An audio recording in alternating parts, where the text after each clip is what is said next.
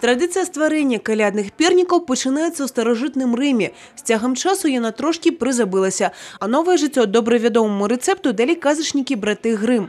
І зараз складно уразити собі новогодні святи без гэтага ласунка. Как-то я все изучала рецепты, хотела вживую посмотреть саму рецептуру и как расписывают.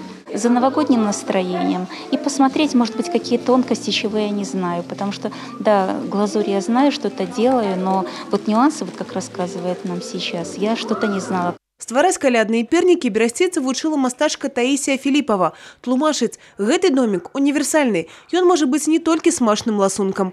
Пернікі выкарыстоўваюцца ў якасці ёлачных упрыгожванняў. Ці, напрыклад, можна прыстасаваць пад скарбонку для падарункаў, ці нават подсвечник. Это все-таки такое творчество, которое объединяет семью, что самое главное сейчас в преддверии всех праздников, что это может сделать, не обязательно иметь художественное образование, чтобы рядом с ребенком сделать это все вместе. Главное тепло и любовь к этому всему, и тогда все получится. Брастучанка Тетяна пришла на майстер-класс дочкой Настасии. Кажуть, заниматься выпечкой дома – добрая семейная традиция. Мы дома тоже готовили пряники, тоже украшали, но вот решили посмотреть, как другие делают, как украшают.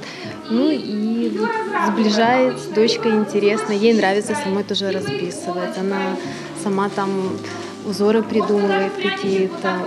Я обычно помогаю маме с пряниками, их украшать и потом еще раскладывать красиво.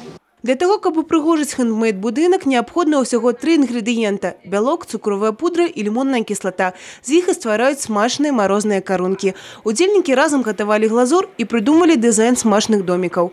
І вось кульмінацыя майстар-класа. З калядных пернікаў удзельнікі стварылі сапраўдны горад. Але праіснаваў ён нядоўга. Кожнаму з гасцей прапанавалі пачаставацца хендмейд-выпечкай. Евгений Мороз, Владимир Казаков, телерадиокомпания «Брест».